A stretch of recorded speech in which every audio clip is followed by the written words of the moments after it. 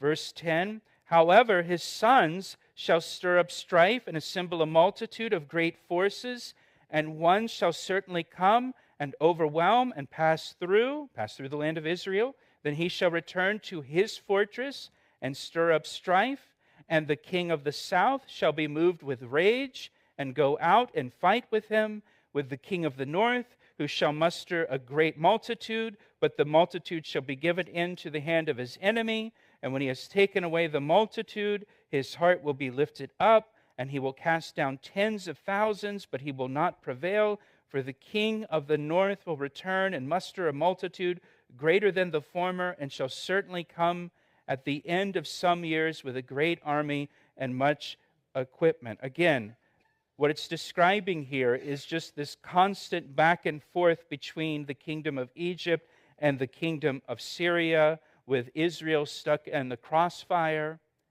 And this goes on like this, back and forth, for almost 200 years. And it's all historical, and it's all recorded. And if you're interested in that kind of thing, you can read about the names and the leaders and the battles and the dates and all of that kind of stuff. So it says in verse 14, now in those times many shall rise up against the king of the south, Egypt. Also violent men of your people shall exalt themselves in fulfillment of the vision, but they shall fall. So the king of the north shall come, and he will build a siege mound and take a fortified city, and the forces of the south shall not withstand him. Even his choice troops shall have no strength to resist. But he who comes against him shall do according to his own will, and no one shall stand against him. He shall stand in the glorious land with destruction in his power. Now, the glorious land is the land of Israel. So again, Israel's in the middle of all of this.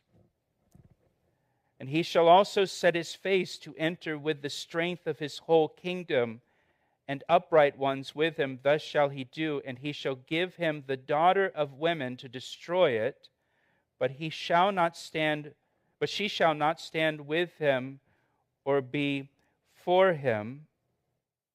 After this he shall turn his face to the coastlands and shall take many, but a ruler shall bring the reproach against them to an end, and with the reproach removed he shall turn back on him. Verse 19, then he shall turn his face toward the fortress of his own land, but he shall stumble and fall and not be found. Now look back in verse 17.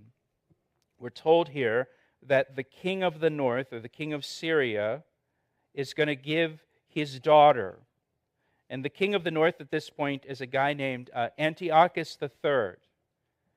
A lot of the kings in the north were named Antiochus.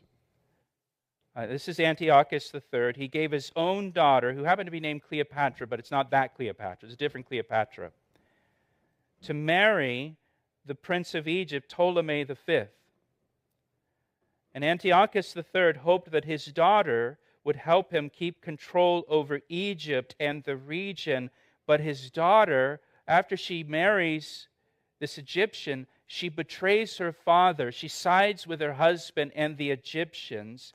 And so then we see in verse 18 now that he shall turn his face to the coastland. So now that hasn't worked. So he's going to go towards the coastlands to try to invade again, and shall take many. But a ruler shall bring the reproach against them to an end, and with the reproach removed he shall turn back on him. Verse 19, then he shall turn his face toward the fortress of his own land, but he shall stumble and fall and not be found. When Antiochus III, the king of Syria, he attempts to invade the coastlands of Egypt, he's rebuffed by a rising empire, a new player on the field called the Roman Empire. Now the Romans get involved. They're a new empire on the scene, new empire in town, and they get involved in this. They're to the west. They're expanding east. And so they get engaged in this war. They're able to push Antiochus III, the king of Syria, out of the coastlands of Egypt. And in his anger, we're told in verse 19, he returns home to Syria and he plunders his own land. And when he did that, his own people rose up against him, and they murdered him, and they desecrated his body so that his body was never found.